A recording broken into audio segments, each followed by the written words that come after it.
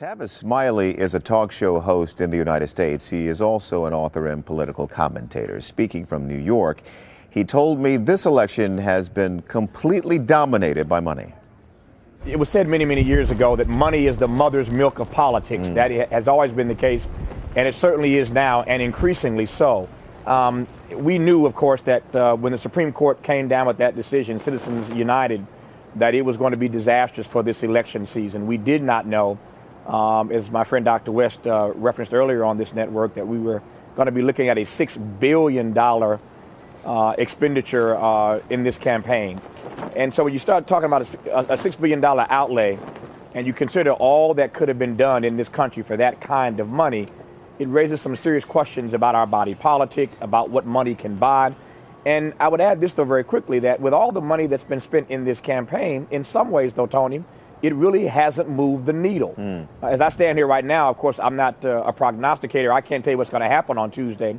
But in the battleground states where the president for quite some time has had a slight lead, he continues as we speak now to have a slight lead. So the point is, there's only so much money can buy. And as you well know, covering our politics, how many times can you see the same commercial, Tony, anyway? Yeah, it drives you nuts at some point. You just tune out. It has no effect at all. If anything, it has a negative effect. Well, what does the word poverty mean in today's political lexicon? My sense is that the word poor has been turned into really code for redistribution of wealth, government dependency, which means you're not going to hear either of these candidates talk about issues of the poor in any great detail. Yep. The definition of poverty, the new definition ought to be simply this, Tony. The greatest threat to American democracy. That's what it is. Poverty is threatening our very democracy. It is a matter of national security. And these numbers just don't add up. Bill Clinton famously said in that Democratic convention speech this past summer, it's about the arithmetic. Indeed it is. 1% of the American people cannot continue to own and control 42% of the wealth. Put another way, the top 400 richest Americans own and control more wealth than the bottom 150 million Americans.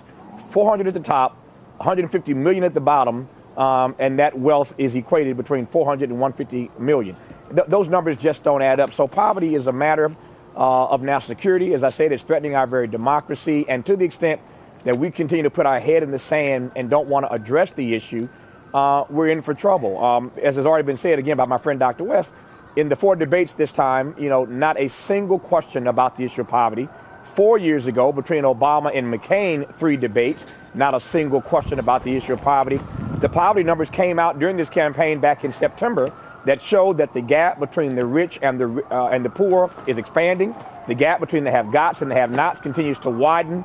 And with all the data in front of us, including, of course, the job numbers, no real conversation about poverty. Again, at some point, we got to get serious about the conversation. How do you get back to those days in America? Those Martin King days, those Bobby Kennedy days, where there was a real sense, a real discussion about community in America.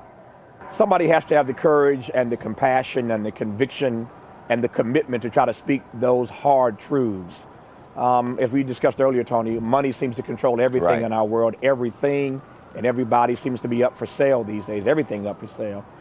So that it takes a different kind of person. I mean, I long for those days of a truth teller like Dr. King. And I'm not suggesting that, that those persons don't exist. What I am suggesting is that our body politic has made people so cynical, Tony, that it's hard for those kinds of persons with those kind of critical voices to break through. And I say this with all humility, but in my role in the media, on public television and public radio here, along with my friend Dr. West, when we try to raise those questions, people come down on you pretty hard. So to try to be be consistent rather to that kind of truth isn't always easy to do.